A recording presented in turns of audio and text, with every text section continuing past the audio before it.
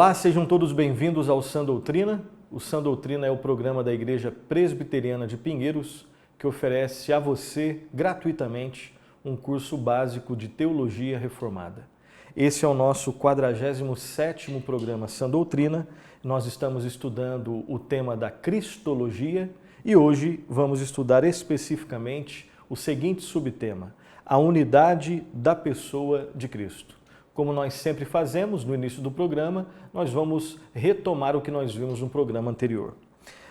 Nós vimos no programa anterior que Jesus Cristo, ele é perfeitamente Deus e perfeitamente homem. Vimos também que o mediador ou redentor necessário para o homem que estava perdido nos seus delitos e pecados, esse redentor, esse mediador, deveria necessariamente ser Deus e homem. Perfeitamente Deus e perfeitamente homem. E por último, nós vimos que só existe salvação, só existe redenção na pessoa e na obra do Salvador, do Redentor, que é Jesus Cristo, perfeitamente Deus e perfeitamente homem. Dúvidas sobre esses assuntos, corram nos nossos programas anteriores, que lá nós explicamos, esses temas e subtemas de modo pormenorizado e com um pouco mais de profundidade. Programa de hoje, então, repetindo, nós vamos falar sobre a unidade da pessoa de Cristo. E nós vamos desenvolver esse tema observando 4 grandes verdades, 4 grandes momentos, ou então 4 grandes subtemas. Primeiramente, nós falaremos sobre a doutrina das duas naturezas em uma só pessoa. Jesus Cristo é uma pessoa que possui duas naturezas. Então nós vamos repetir isso daí com alguns detalhes que ainda nós não tratamos nos programas anteriores. Esse é o primeiro grande subtema. O que é essa doutrina, da pessoa de Cristo que existe em duas naturezas? O que nós aprendemos com isso?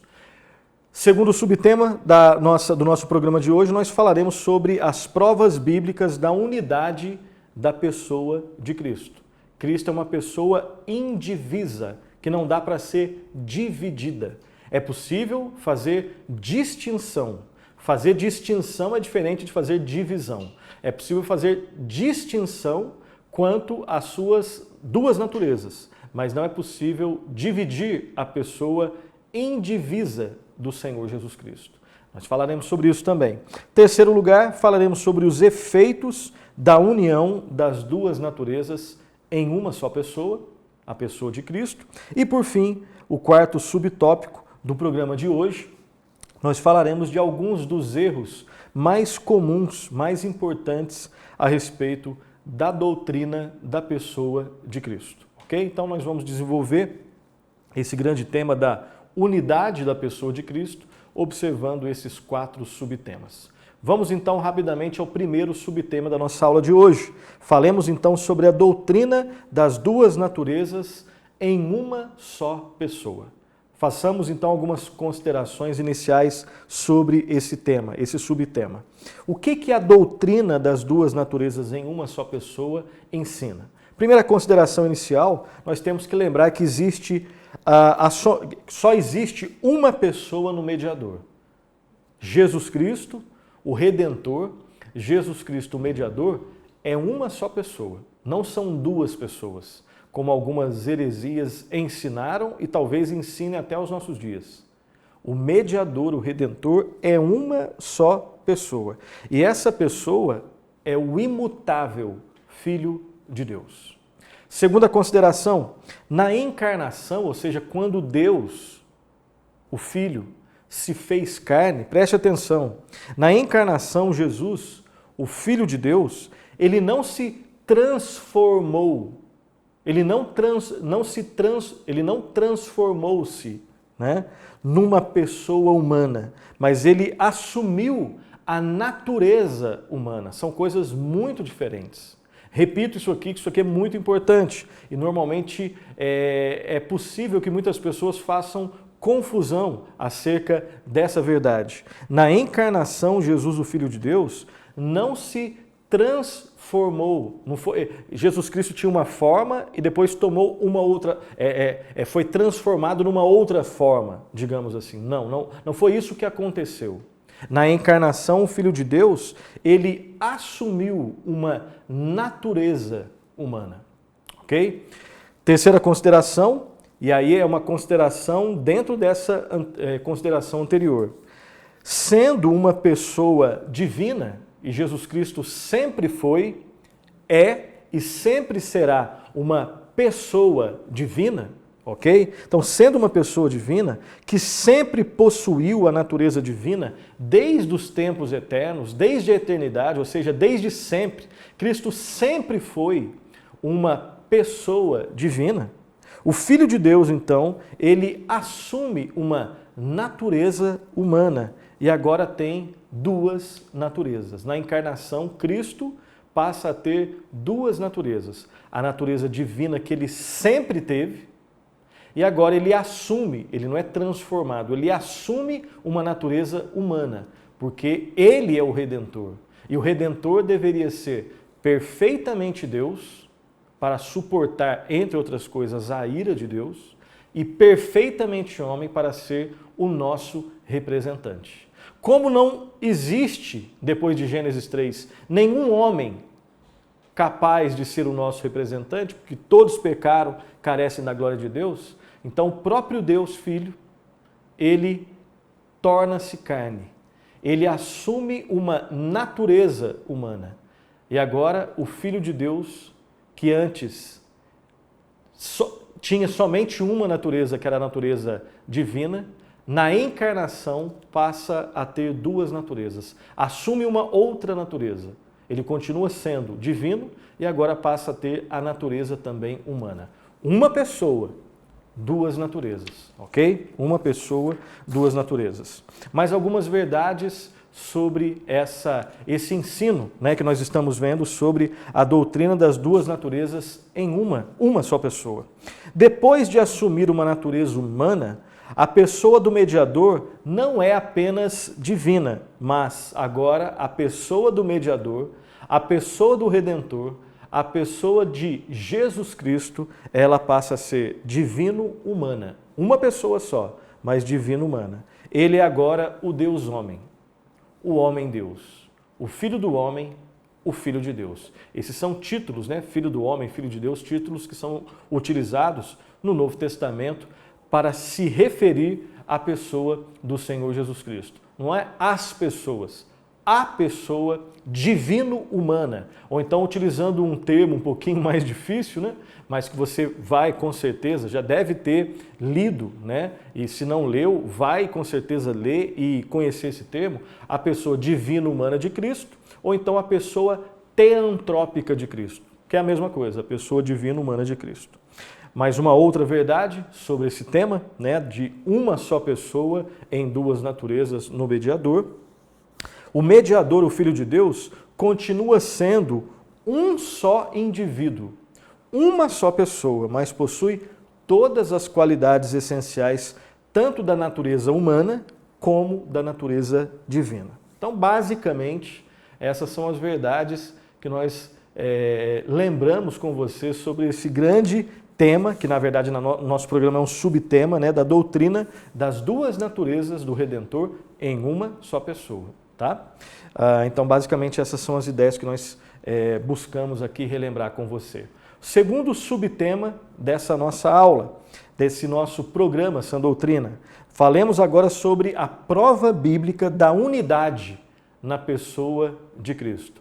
A pessoa de Cristo, a indivisa pessoa de Cristo, que possui duas naturezas, a natureza divina e a natureza humana, é uma pessoa que vive numa unidade. É uma pessoa indivisa, tá? Então, algumas verdades sobre esse subtema. Sendo Cristo uma só pessoa, que nós já acabamos de ver, relembrar, não existe nele, obviamente, uma personalidade dupla. Não existe nenhuma base escriturística, nenhuma base bíblica, nenhum traço de dupla personalidade nas Escrituras em relação à pessoa de Cristo. Mas o que existe nas Escrituras é o ensino de que nele só existe uma pessoa em duas naturezas. Tá? Agora, alguns tópicos dentro desse tópico aqui. Na pessoa de Cristo, na pessoa do Senhor Jesus Cristo, é sempre a mesma pessoa que fala, quer seja a consciência divina, quer seja a consciência humana, mas é a mesma pessoa que está falando. Alguns textos que provam essa verdade, ok? Primeiro texto vai ser projetado, todos os textos aqui que nós leremos aqui, eles serão projetados para que você possa acompanhar. Primeiro texto, Evangelho de João, capítulo 10, versículo 30. Lá está escrito assim: eu e o Pai somos um. Então, olha só, a pessoa, não são as pessoas, a pessoa de Cristo falando. Eu e o Pai somos um. Aqui é Cristo já encarnado.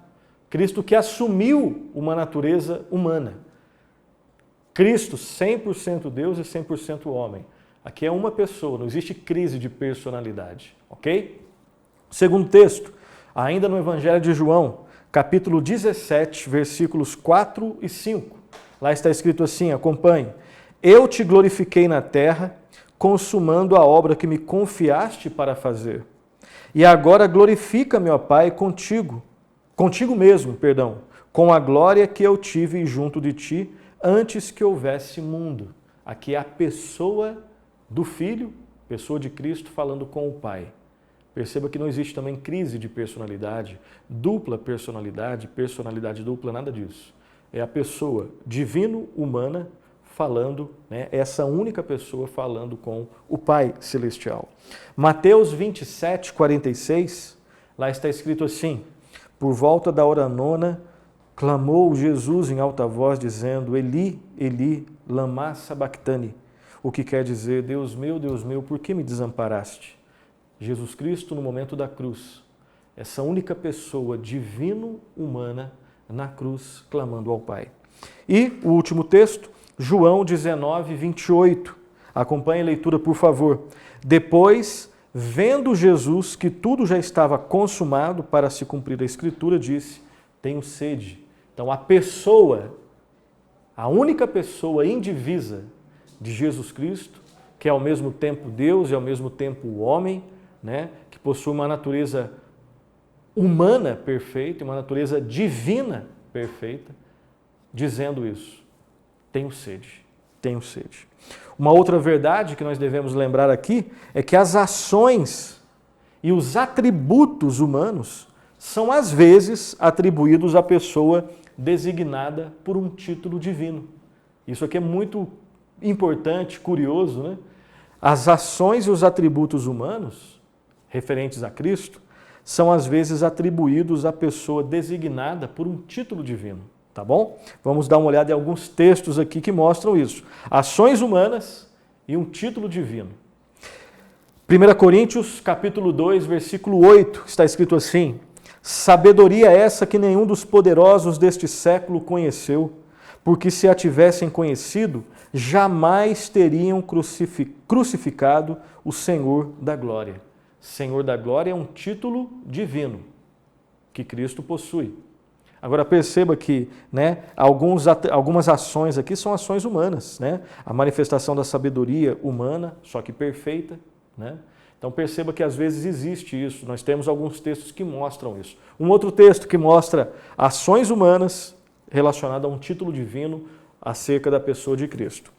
Colossenses capítulo 1, 13 e 14. Colossenses 1, 13 e 14, lá nós lemos assim, Ele nos libertou do império das trevas e nos transportou para o reino do Filho do seu amor, no qual temos a redenção, a remissão dos pecados. Um título divino e ações relacionadas à humanidade, ok? Uma outra verdade, que é o contrário da anterior, né, que é uma outra faceta, contrário no sentido de ser uma outra faceta acerca da pessoa de Cristo, nós vemos também ações divinas relacionadas a um título humano. Né? As ações e os atributos divinos são atribuídos à pessoa designada por um título humano.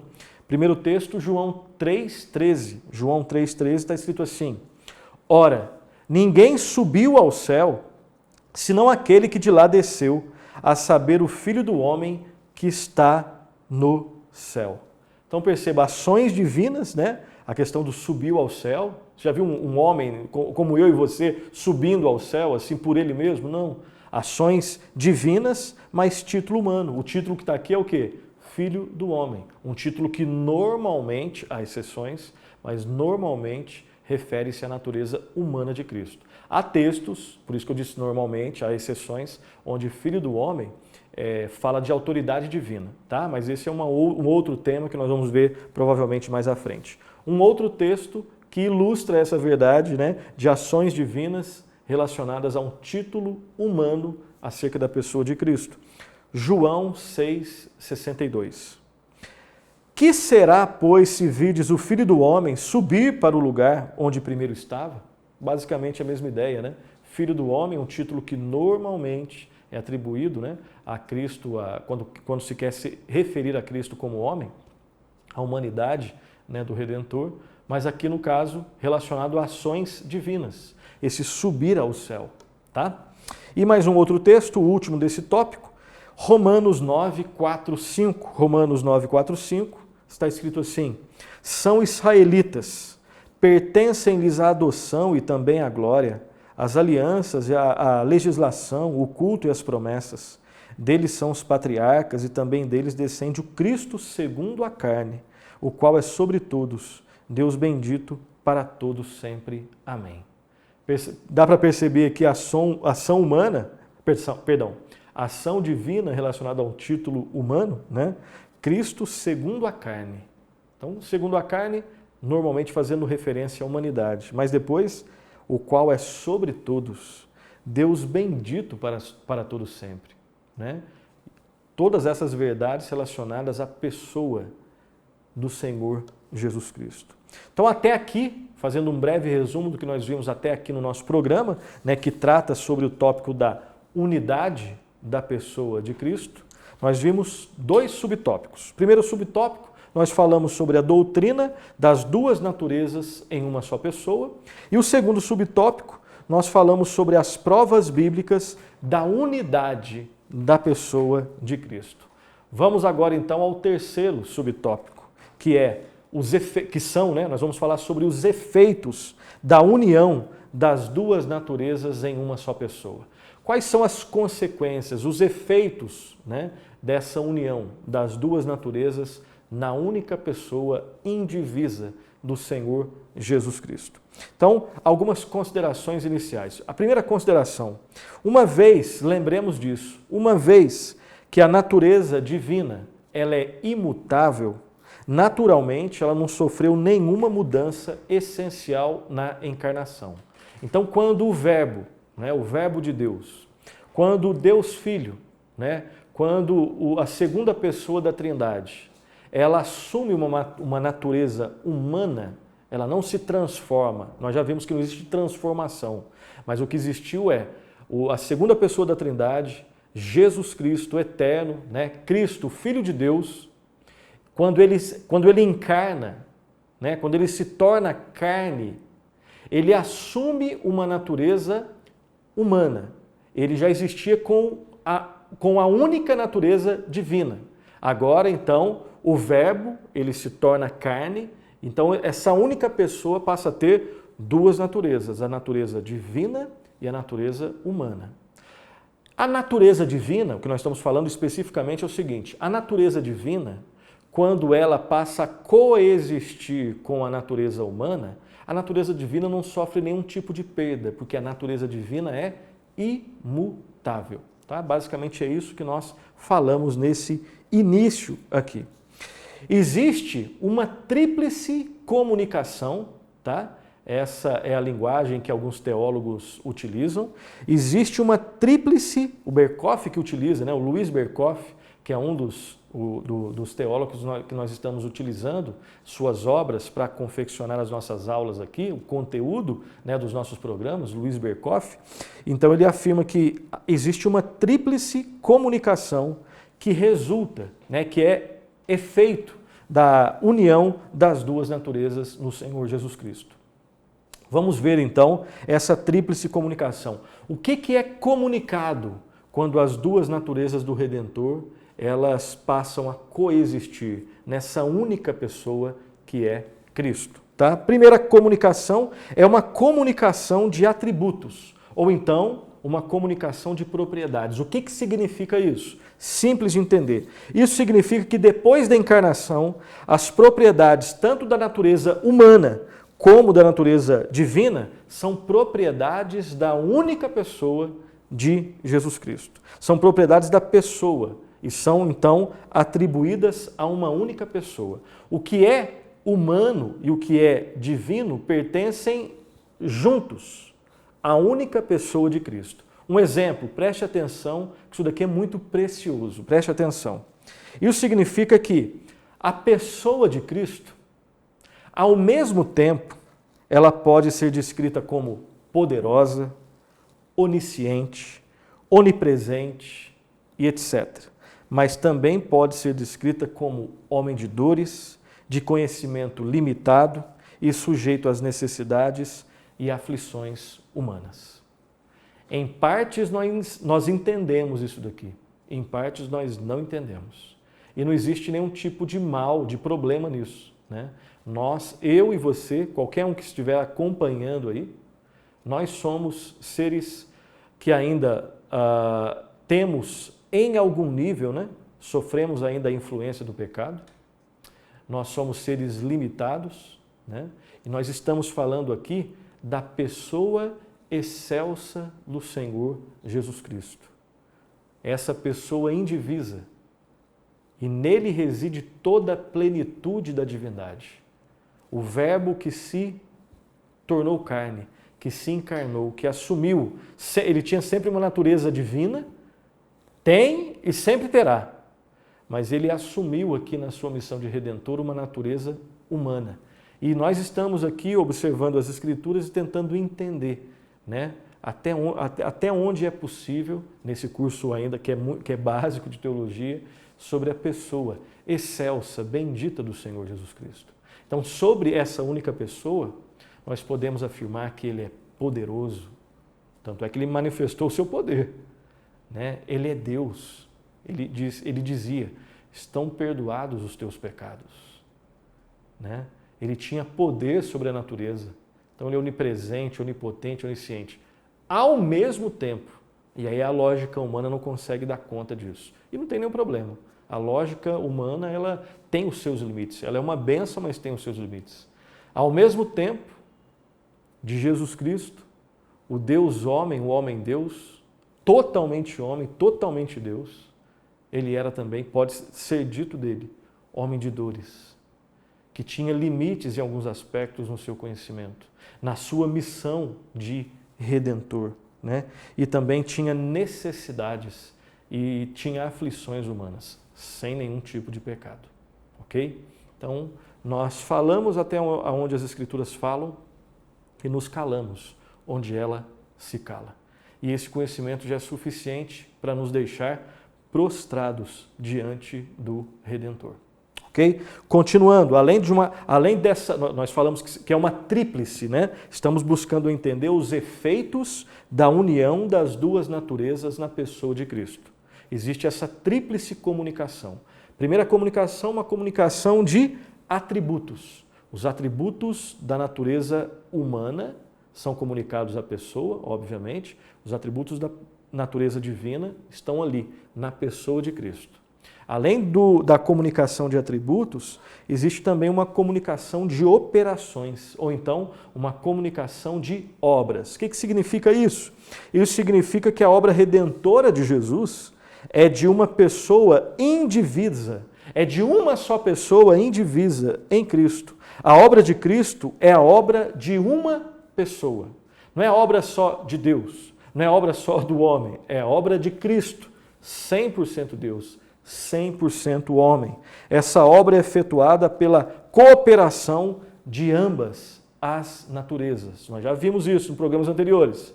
O Redentor, o mediador, deveria ser 100% Deus, perfeitamente Deus. Deveria ser 100% homem, perfeitamente homem. Cada uma dessas naturezas opera com o seu próprio poder especial, que o resultado disso como obra de uma só pessoa, forma uma unidade indivisa. E uma terceira comunicação, né? Já vimos então a comunicação de atributos, os atributos da natureza humana e divina estão na pessoa de Cristo. A comunicação de operações, a obra de Cristo é a obra de uma só pessoa, composta da natureza divina e humana. Em terceiro lugar, uma comunicação de graças. O que significa isso? Isso significa que desde o primeiro momento de sua existência, a natureza humana de Cristo, falando especificamente da natureza humana, ela foi enriquecida com todas as espécies de dons graciosos. Além disso, a natureza humana participa da graça e da glória de ser unida com a pessoa divina e ela se torna também objeto de oração e de adoração, né? E, por fim, a natureza humana também participa daqueles dons do Espírito Santo, particularmente do intelecto, da vontade e do poder pelos quais a natureza humana de Cristo foi exaltada acima de todas as outras criaturas inteligentes, né? Então aqui a gente está tentando entender como essas duas naturezas se relacionam, né? Como que existiram, como que se deu, né, essa comunicação de graças, especificamente, né, a natureza humana perfeita sendo agraciada com a convivência, digamos assim, com a natureza divina. Ok? Sabemos, temos consciência de que esses não são temas assim que tão corriqueiros, né? Mas é muito importante, mais do que isso, é fundamental que nós meditemos sobre a pessoa e a obra do Senhor Jesus Cristo. E é um conhecimento inesgotável, né? Se nós tentarmos durante toda a nossa vida meditar sobre a pessoa de Cristo, além de ser o tipo de meditação que deve ocupar a nossa vida, né? Nós nunca iremos esgotar o conhecimento das Escrituras, nós nunca iremos esgotar nas nossas reflexões o conhecimento da pessoa e da obra do Senhor Jesus Cristo. Vamos então ao nosso quarto e último subtópico, onde nós falaremos de alguns dos erros mais importantes que as pessoas cometem a respeito da busca de entender, né, a doutrina de Cristo. Alguns dos erros mais importantes a respeito da doutrina de Cristo. Vejamos os principais. O primeiro grande erro que as pessoas cometem, muitos já cometeram e ainda cometem até hoje, quando buscam entender a doutrina de Cristo, é a negação da realidade da natureza divina. Quando se nega que Cristo é Deus. Quando se nega que Cristo possui natureza divina, tá? Então, nos primeiros séculos, relembrando, nós vamos falar dos erros e fazer um breve comentário, tá?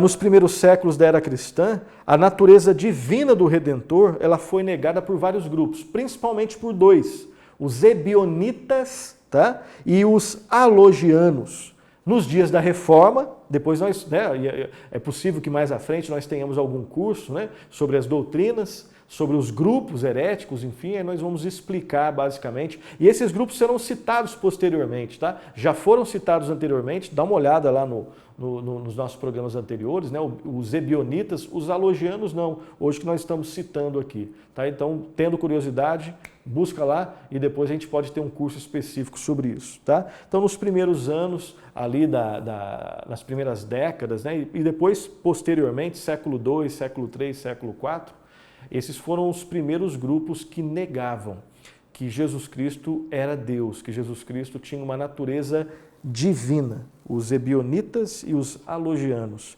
Nos dias da Reforma Protestante, séculos XVI e indo um pouquinho para o XVII, um grupo chamado socinianos, né? Eles também negavam a natureza divina de Cristo. E mais recentemente, os chamados, século XX, século XXI, tá? Os chamados unitaristas e também os teólogos liberais e, infelizmente, os teólogos progressistas, né? Aqueles que se vendem a teorias relacionadas ao marxismo e às suas variantes, eles caem nesse mesmo erro, né? De focarem mais na natureza, na busca do chamado Cristo histórico, né? E negam na prática, nos seus livros e na prática, o fato de que Jesus Cristo é Deus, de que Jesus Cristo possuía sim possui, sempre possuiu, possui e nunca deixará de possuir a natureza divina. Ok? Esse é o primeiro erro, então, a negação da realidade da natureza divina. Um segundo grande erro, triste erro que é cometido, é a negação da realidade da natureza humana de Cristo. Tá? O gnosticismo, por exemplo, no século II, negou a humanidade real de Jesus. Pessoas que não acreditavam que Cristo realmente era humano. Alguns entendiam que ele tinha meramente um corpo celestial, outros distinguiam entre o Jesus humano e o Cristo divino. E esse Cristo divino esteve unido temporariamente ao chamado Jesus humano. E aí existem, né, algumas teorias aqui, algumas escolas heréticas aqui, né? O sabelianismo, também conhecido como monarquianismo modalista. Eu sei que os nomes são estranhos, tá? Mas um bom livro de história das doutrinas cristãs vai nos ajudar a compreender isso daqui. E nós já falamos também sobre o modalismo, sobre o monarquianismo modalista, né? O sabelianismo. Então dá uma olhada nos programas anteriores que nós comentamos e explicamos basicamente a proposta deles. Tá? Então o sabelianismo, que vem lá de Sabélio, também chamado de monarquianismo modalista, lá no século IV, considerava Cristo meramente um modo de Deus se manifestar. O modalismo, né, acreditava que a divindade ela se apresentava, se revelava em modos diferentes. Às vezes Deus se apresentava como Pai, às vezes Deus se apresentava no modo Filho, às vezes Deus se apresentava no modo Espírito Santo. Quando ele se apresentava no modo Pai, era só o Pai, não existe Filho nem Espírito Santo. Quando se apresentava no modo Filho, é só no Filho, não existe Pai nem Espírito Santo. E quando se apresenta no modo Espírito Santo, é só no modo Espírito Santo, não existe Pai nem Filho. Né? De maneira muito rápida, essa era a proposta do sabelianismo ou monarquianismo modalista. Okay? Então negavam a natureza humana de Cristo. Um terceiro grande erro acerca da doutrina de Cristo, a negação da integralidade das duas naturezas. Às vezes até se afirma que existem duas naturezas, mas que elas não são íntegras, não são inteiras, unidas, ok? Então, basicamente, os arianos, né, do bispo Ário, consideravam Cristo como um ser criado e não como um Deus, nem como Deus e nem como homem. Cristo, segundo o arianismo, era uma espécie de semideus, que não é um Deus com D maiúsculo, né? É um Deus com D minúsculo. Os grandes herdeiros dessa concepção herética, né, antibíblica, é o grupo conhecido como Testemunha de Jeová, surge ali no final do século XIX e depois no início do século XX, se espalha por vários lugares do mundo. Eles são teologicamente, especificamente no seu entendimento cristológico, eles são arianos, né? E por isso são considerados uma seita porque são propagadores de uma heresia. Não falam da salvação no Senhor Jesus Cristo, como as Escrituras ensinam de modo muito claro. Okay? Um quarto grande erro, a negação da unidade da pessoa de Cristo. Não é só negar a integralidade das duas naturezas, é negar também a unidade da pessoa de Cristo.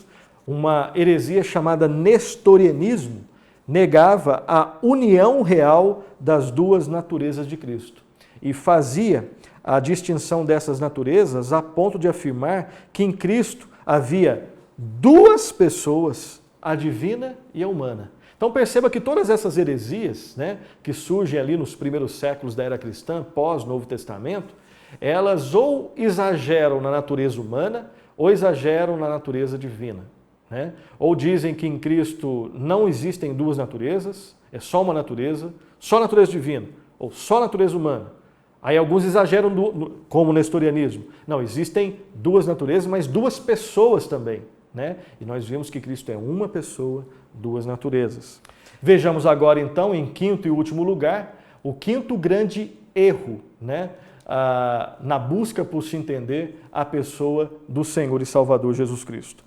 São aquelas pessoas que negam as duas naturezas de Cristo. É a negação das duas naturezas de Cristo. E aqui nós temos um outro grupo, né, conhecido como o eutiquianismo. uma outra heresia conhecida como eutiquianismo, também conhecida como monofisismo. O eutiquianismo vem de Eutiques ou Eutico, que era o grande defensor dessa heresia. Então, o eutiquianismo ou o monofisismo, ao contrário do nestorianismo que distinguia as duas naturezas a ponto de afirmar que em Cristo há duas pessoas, o eutiquianismo, ao contrário, negava a distinção das duas naturezas e afirmava que em Cristo essas duas naturezas foram fundidas numa terceira, que não era nem totalmente divina e nem totalmente humana. Então, só para a gente ter uma ideia, né, dessas heresias que existiam nos primeiros séculos da era cristã acerca da pessoa de Cristo, e várias delas, com outros nomes, ainda existem nos nossos tempos, né? É só a gente ler um pouquinho sobre isso, conversar às vezes com as pessoas, conhecer um pouco das seitas que existem nos nossos tempos e nós vamos ter, né, essa triste constatação de que as pessoas continuam, infelizmente, por vários motivos, defendendo pontos de vistas acerca da pessoa de Cristo que não encontram base nas Escrituras, ok? Façamos então agora as nossas considerações finais e algumas aplicações. São 4 pontos aqui. Em primeiro lugar, lembremos que Jesus Cristo é uma pessoa única, de forma que ninguém, em tempo algum, é como ele. Ele é único de uma maneira única, totalmente Deus e totalmente homem.